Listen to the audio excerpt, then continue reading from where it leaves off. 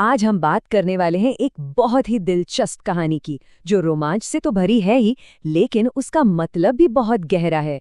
ये कहानी है एक दैत्य बगुले की। तो चलिए शुरू करते हैं।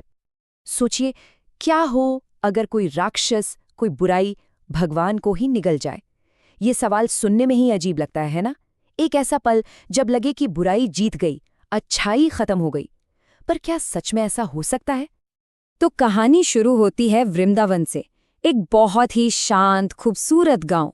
पर इस शांति पर ना एक बहुत बड़ा खतरा मंडरा रहा था, और यहीं से शुरू होती है अच्छाई और बुराई की असली टक्कर। एक बार वृंदावन का सीन सोचिए। एक लड़का है, कृष्ण, जो अपने दोस्तों ग्वाल बालों के साथ खेल रहा है, गायें चरा रहा है, मतलब एकदम मस्ती और सुकून का माहौल। लेकिन इस सारी खुशी और शांति के पीछे ना एक बहुत बड़ा डर छिपा था। दूर मथुरा में एक राजा था, कंस, और उसे पता था कि कृष्ण ही उसकी मौत का कारण बनेंगे।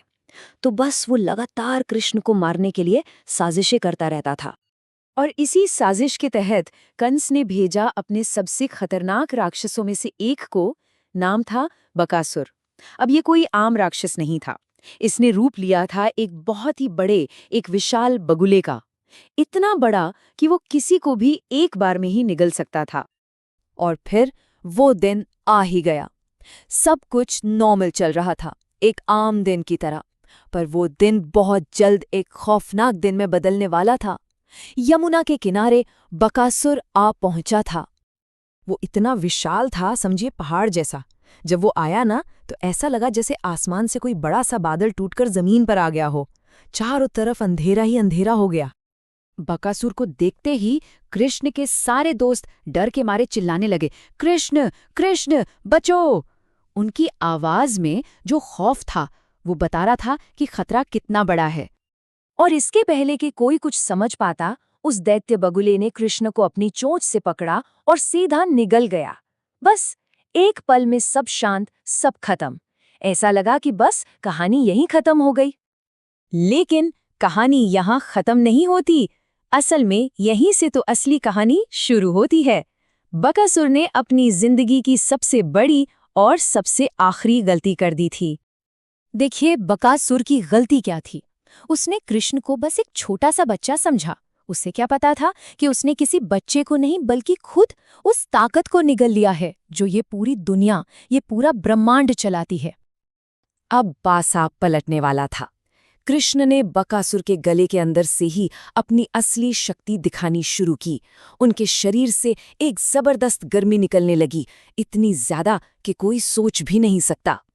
बकासुर को लगा जैसे उसके पेट में आग का गोला जल रहा हो। वो दर्द, वो जलन बर्दाश्त से बाहर थी। उसे समझ आ गया कि उसने बहुत बड़ी गलती कर दी है, और मजबूर होकर उसे कृष्ण को बाहर उगलना पड़ा। तो अब मुकाबला था आमने सामने का। एक तरफ था गुस्से और दर्द से तड़पता हुआ बकासुर, और दूसरी तरफ बिल्कुल शांत खड़े थे कृष्ण अपने रक्षक रूप में। जैसे ही कृष्ण बाहर आए, बकासुर ने गुस्से में फिर हमला किया अपनी विशाल चोंच से। पर इस बार कृष्ण पूरी तरह तैयार थे। उन्होंने बड़ी आसानी से उसकी चोंच के दोनों हिस्सों को पकड़ लिया, और फिर पूरी ताकत लगाकर उसे ऐसे चीर दिया जैसे कोई सूखी टहनी तोड़ रहा हो। एक जोरदार कड़ाक की आवाज आई और बकासुर की गर्दन टूट गई। वो विशाल राक्षस जमीन पर ढेर हो गया। बुराई का खेल खत्म। ये देखते ही सारे दोस्त दौड़कर कृष्ण के पास आए, उन्हें गले लगा लिया। सब बहुत खुश थे, और उनकी आवाज में एक सुकून था जब उन्होंने कहा, कृष्ण, तुम्हारी वजह से हम सब बच गए। पर यह कहानी सिर्फ एक राक्षस को मारने की नहीं है। इसके पीछे एक बहुत गहरा मतलब छिपा है। तो चलिए अब जरा उसे समझते हैं। तो देखिए, बकासुर कौन है? वो सिर्फ एक राक्षस नहीं, वो हमारे अंदर के घमंड, हमारी बुराई का प्रतीक है। और कृष्ण, वो उस अच्छाई, उस डिवाइन पावर का प्रतीक है जो हम सबके अंदर होती है। तो संदेश बहुत सीधा और साफ है कि बुराई चाहे कितनी भी बड़ी क्यों ना दिखे, कितनी भी ताकतवर क्यों ना लगे, आखिर में जीत तो हमेशा सच्चाई और अच्छाई की ही होती है। ये कहानी हमें एक सवाल के साथ छोड़ जाती है बकासुर तो चला गया, लेकिन हमारे आज के जीवन में भी तो ऐसे बगुला राक्षस हैं, है ना? जैसे कि घमंड, लालच, गुस्सा, ये सब क्या है?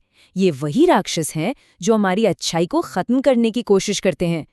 इस बारे में सोचना जरूरी है।